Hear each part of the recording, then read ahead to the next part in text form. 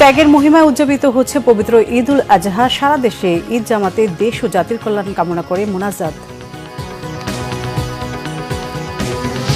রাজধানী সহ সারা দেশে পশু কুরবানি চলছে, যেখানে সেখানে বর্জ্য না ফেলার আহ্বান নগর প্রশাসনের।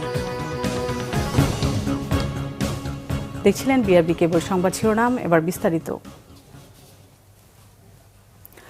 ত্যাগের মহিমায় দেশ জুড়ে উদযাপিত হচ্ছে পবিত্র ঈদ উল আজহা। জাতীয় ঈদগাহ এবং বাইতুল মোকাররম সহ বিভিন্ন মসজিদে ঈদের জামাত আদায় করেন মুসল্লিরা। নামাজ শেষে দেশের শান্তি ও সমৃদ্ধির জন্য দোয়া যেমন ছিল তেমনই ছিল সমাজে বৈষম্য নিরসনে আহ্বানও। ফিলিস্তিনি সহ বিশ্বব্যাপী নির্যাতিত মুসলমানদের জন্য শান্তি কামনায় ছিল বিশেষ দোয়া। শুভ মাহফুজকে সাথে নিয়ে ঈদ জামাতের খবর জানাচ্ছেন সহকর্মী মামুন আবদুল্লাহ। ঈদের প্রথম জামাত জাতীয় মসজিদ বাইতুল মোকাররমে। সকাল 7টার সেই জামাতে অংশ নিতে পরিবারের সদস্যদের নিয়ে উপস্থিত সব বয়সী মানুষ। এ মসজিদেই দ্বিতীয় জামাত হয় সকাল 8টায়, এরপর 9টা, 10টা এবং পৌনে 11টায় ঈদ জামাত হয় জাতীয় মসজিদে।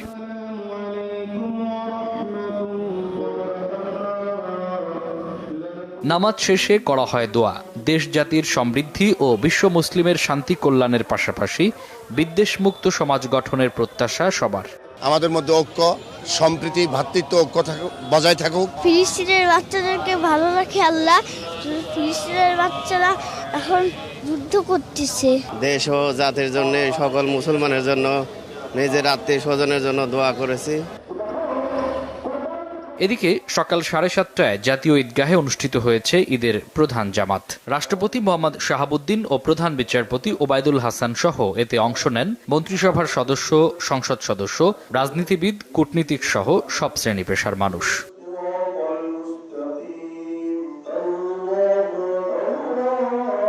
নামাজ শেষে দেশ ও জাতির কল্যাণ কামনার পাশাপাশি মুসলিম উম্মার শান্তি ও মঙ্গল কামনায় দোয়া করা হয়। হযরত ইব্রাহিম আলাইহিস সালাম নিজের সন্তানকে আল্লাহর হুকুমে কোরবানি করতে গেছেন। সে আপত্তি করে নাই, অজুহাত দেখে না যে আল্লাহ আমার একটা সন্তান, তুমি আমার ক্ষমা করো।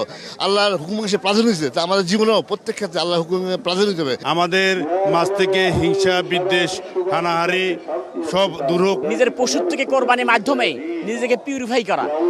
আল্লাহ রক্তও চানা, মাংসও চানা, আল্লাহ চায় তাকওয়া, খোদাভীতি। বাবার সাথে এসেছি, মার সাথে এসেছি, দাদুর সাথে এসেছি ঈদের নামাজ পড়তে। ত্যাগটা শুধু কোরবানি না, এটা আমাদের ভিতরে যে অহংকার, ভিতরে যে খারাপ কাজগুলোকে সেগুলো ত্যাগ করতে হবে। ঈদ মোবারক সবাইকে। কোরবানি ঈদে রোজার ঈদের থেকে মানুষ কম হয়, তাই জন্য একটু কমফোর্টেবল ছিল। ঈদের জামাতকে কেন্দ্র করে পর্যাপ্ত নিরাপত্তার ব্যবস্থা ছিল জাতীয় ঈদগাহ ময়দানে। একটি বছর পরে আবারও ত্যাগের মহিমায় উদ্ভাসিত মুসলিম উম্মাহ। তাই তো ঈদের নামাজ শেষে মহান রবের সন্তুষ্টি লাভের আশায় কোরবানির শিক্ষা নিয়ে ফিরছেন তারা। সমাজে বৈষম্য দূর করে পবিত্র ঈদুল আজহা বয়ে আনবে অনাবিল শান্তি, এমনটাই প্রত্যাশা তাদের। মামুন আবদুল্লাহ, বাংলা ভিশন, ঢাকা। ঈদুল আজহা উপলক্ষে আওয়ামী লীগ ও সহযোগী সংগঠনের নেতাকর্মীদের সাথে শুভেচ্ছা বিনিময় করেছেন প্রধানমন্ত্রী শেখ হাসিনা। গণভবনে সকাল 9:30টায় শুভেচ্ছা বিনিময় শুরু হয়। দলের পক্ষে সাধারণ সম্পাদক ওবায়দুল কাদের প্রধানমন্ত্রীকে শুভেচ্ছা জানান। এরপর আওয়ামী লীগের সহযোগী সংগঠনের পক্ষ থেকে শেখ হাসিনাকে শুভেচ্ছা জানান নেতাকর্মীরা। এ সময় দলীয় নেত্রীকে পাশে পেয়ে তারা আবেগ আপ্লুত হয়ে পড়েন। প্রধানমন্ত্রীর কার্যালয়ের ঊর্ধ্বতন কর্মকর্তাদের পাশাপাশি প্রেস উইংয়ের কর্মকর্তারাও প্রধানমন্ত্রীকে ঈদের শুভেচ্ছা জানান।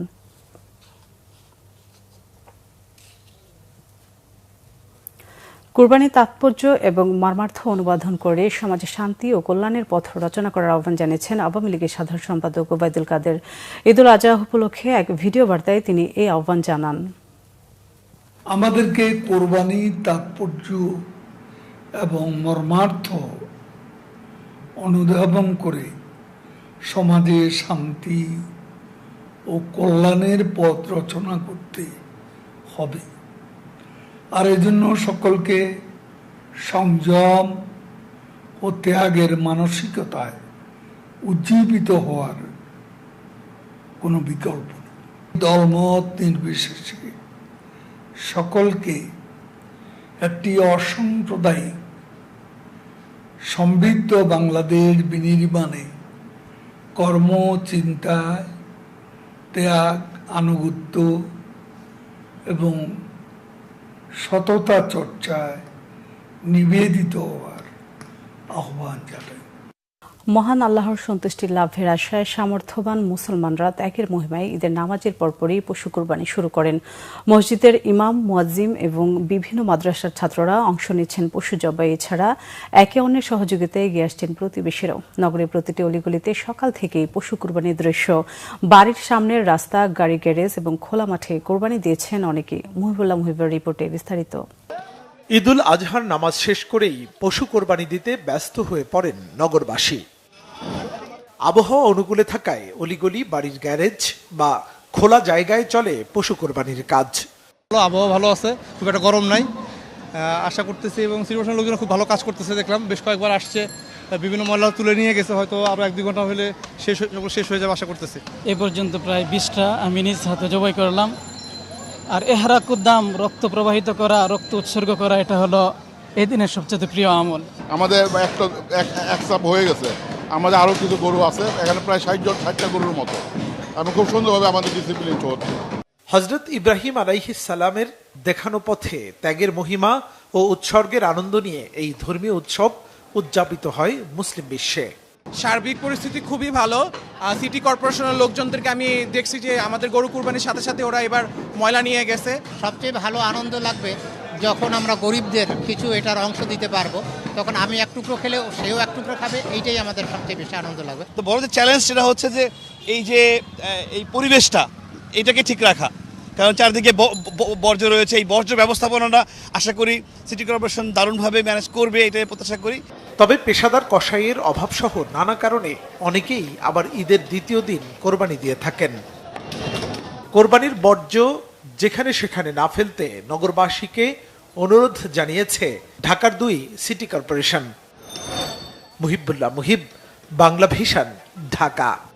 এই ছিল এখনকার মতো। পরের সংবাদ দুপুর 2টায়। তার আগে একটা রয়েছে নিউজ টপ 10 দেখার আমন্ত্রণ রইল। এছাড়া বাংলা ভিশন সংবাদ ও সংবাদ সংশ্লিষ্ট অনুষ্ঠান দেখতে ভিজিট করুন www.dvnews24.com ও facebook.com/banglavisionnews এবং সাবস্ক্রাইব করুন youtube.com/banglavisionnews। এতক্ষণ সাথে থাকার জন্য ধন্যবাদ।